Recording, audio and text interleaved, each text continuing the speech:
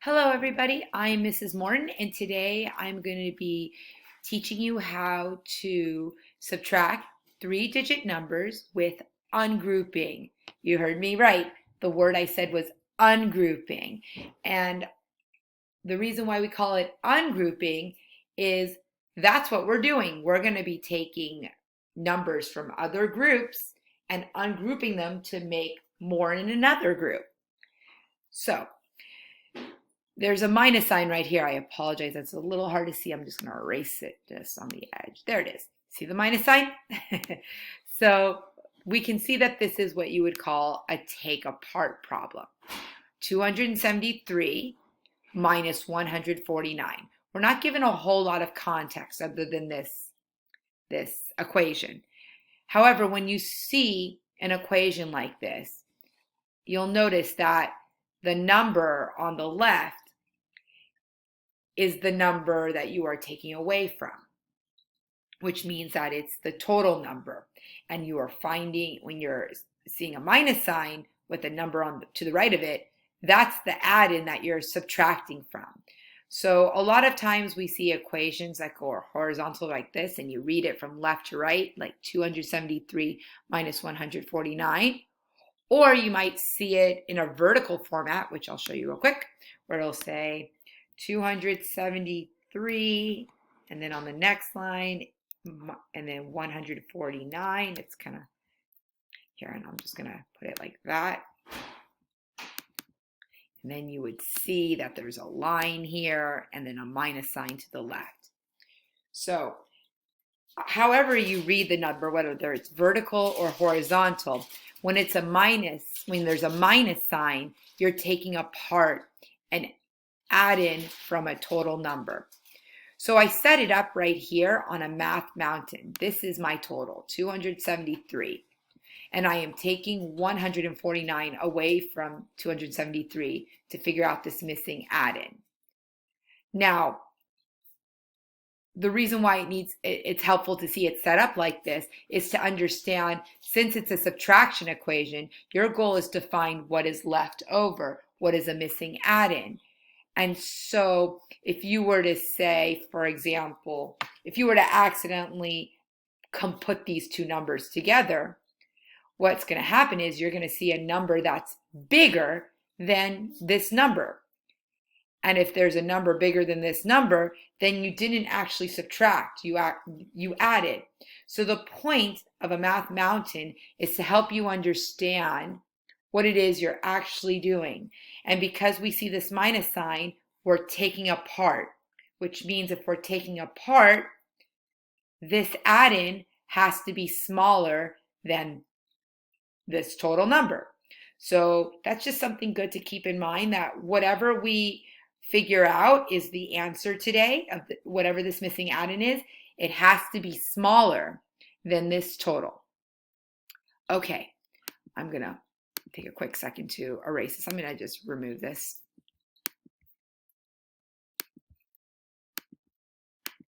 I'm not quite sure how to. There we go. All right. So what I've done already is that I put 273 in my magnifying glass just so I know that that is my total that I am taking away from. And so here we have 273. This 2 represents the two groups of 100. 1, 2. Two groups of 100 is not 2. It's actually 200. And every square within this group of 100, so let me show you for a second. If I were to ungroup it into tens, you'll see that there's 10 tens. 10, 20, 30, 40, 50, 60, 70, 80, 90, 100. Now, if I were to group it into ones, you'll see that there are 100 little squares. And then if I did the same thing over here, ungrouped it to 10, and then ungrouped it to ones again, there are now 200 little yellow squares. Anyway, I'm going to put it back into the hundreds. So here, let me click it. Now I have to highlight the whole thing. And it didn't work. One more time. Okay. And boom. All right, so anyway, when we see this put together, when we see 10 tens put together like this, we call it a 100 flat. So here we have 200, two 100 flats. And then down here, we are representing the number 7 and the number 273. This 7 represents 70. If I were to break these all into little ones, like I did here when I ungrouped the 100, you'll see that there are 70 ones. I'm not going to take the time to count all of them, but you'll see if we counted each group of 10 by 10s, it adds up to 70. So here we have 10, 20, 30, 40, 50, 60, and 70. So this 7 isn't just a 7, it's 70. And then lastly, we have our 3. The 3 represents the number of ones. Okay, so let's get into it. Now, I always tell my students to use this sort of cheat sheet. I actually have an anchor chart cheat sheet with this language so that they understand what to think about before they do their solving. Just like when you're reading a book, when you make predictions using the context clues, the title and the illustration, you're thinking and making predictions about what you're going to be reading about. In math, we can do the same thing with just by having that scaffold of structured linguistic frames to walk us through each step. So I know it's a lot to read, but once you make it into a habit, it can become a habit for students and for teachers too. So let's begin. Can I take blank from the total number of ones, tens, and hundreds?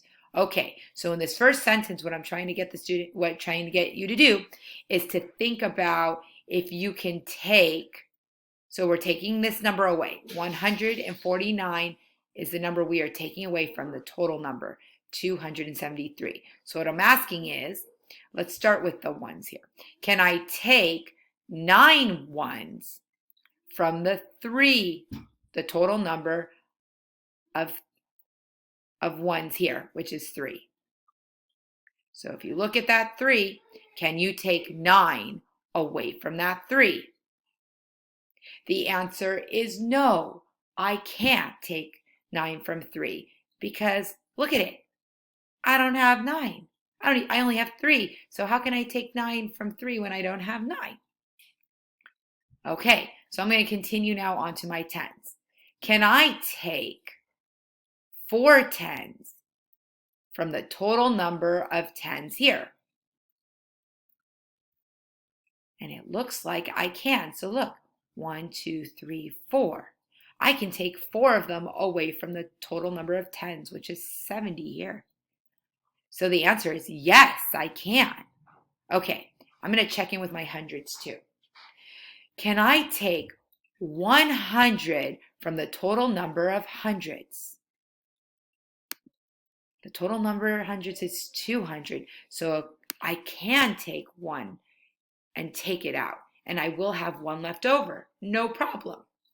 So you'll notice that I said that for the ones, I said, no, I cannot take 9 from the 3. But then for the tens, I said, yes, I can take 4 tens from 7 tens. And yes, I can take 100 from 200. Okay, so now I'm going to step 2. So what do I need to ungroup? I know I have only 3 ones. What would be the best option to ungroup here? The answer is tens. We can ungroup a 10 to make more ones. Let's talk about the word ungrouping. Ungroup, I think I mentioned it earlier. Ungrouping is when you break a 10 or break 100 into smaller groups. So for the purposes of subtraction. In the past, we have called it regrouping, whether it's adding, you regroup a 10 you regroup the ones because there's too many ones and you need to put that in a group of tens. Or you needed to put a group of tens into a group of 100 because there was too many tens. And we've also used that for subtracting. But our expressions program uses the word ungrouping, and I love it because that's exactly what we're doing. We're not regrouping it with the other groups. We're actually breaking it apart. We're like ungrouping it. So I love the way that expression, ungrouping for subtraction, regrouping for addition, because when you're adding, you are moving it into another group. And in subtraction, you are taking it apart in another group. Okay, so let's go back to it. We don't have enough ones. So I need to ungroup 110 to make more ones. So I'm going to ungroup this 10 right here. And look at that. Now I have more ones. So how do my numbers change? Well, I still have 200. I used to have 7 tens, but now I only have 6 tens. 1, 2, 3, 4, 5. I'm going to move this back over here. 5, 6. So now instead of 7 tens, I have 6 tens. And now instead of 3 ones, how many ones do I have all together? I have 13 ones. 10, 11, 12, 13. So my tens changed and my ones changed. And now I'm going to put it back in that vertical format just to go over what I just did. So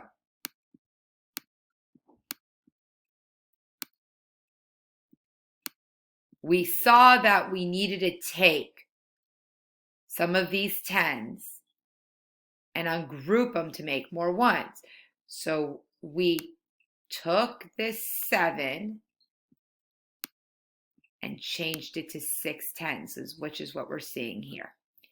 And this 3 turned into 13 because we gave it to it. We ungrouped it so it could join the groups of 1. So now we have 13.